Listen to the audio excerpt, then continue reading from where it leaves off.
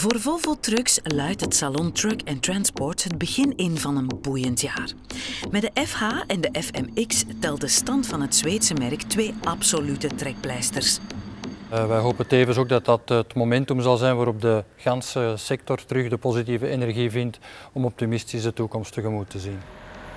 De Volvo FH-reeks maakt al ruim 15 jaar lang het mooie weer binnen het lange afstandsvervoer. Die ijzersterke reputatie is gestoeld op een betrouwbare aandrijflijn, een groot rijcomfort en bovenal een ongeëvenaard veiligheidsniveau.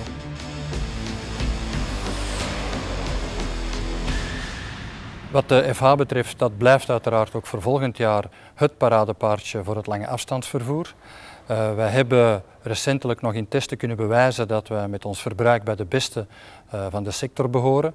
En wij zullen dan ook voor het volgende jaar nog meer aandacht schenken aan chauffeursopleiding en het opvolgen van het brandstofverbruik via Dynafleet, om op die manier onze klanten te helpen bij het beheersen van hun kostenstructuur.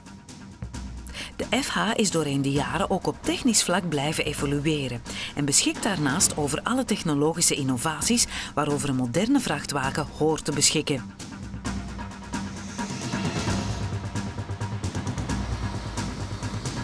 In tegenstelling tot de FH steekt de nagelnieuwe FMX nog maar net zijn stoere neus aan het venster.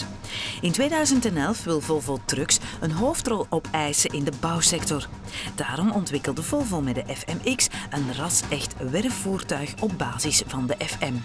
De FMX is verkrijgbaar in tal van asconfiguraties, gaande van een klassieke 4x2 tot een indrukwekkende 8x6. Volvo's nieuwste kan optioneel ook uitgerust worden met een offroad versie van de iShift versnellingsbak en de Hillstart 8 wegrijhulp.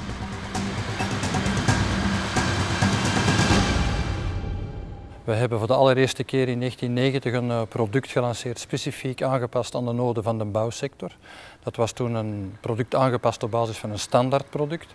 Over de jaren heen is dat product geëvolueerd tot vandaag de dag een voertuig dat specifiek ontworpen en ontwikkeld is voor de noden van het bouwsegment. Wanneer we alle technische aspecten van het voertuig individueel bekijken, dan kunnen wij zowel wat de karterbescherming betreft als de vrijloop onder de assen, als bijvoorbeeld de plaatsing van de remcilinders of de instap van het voertuig apart bekijken. Op al die vlakken scoren wij momenteel bij de beste van de sector.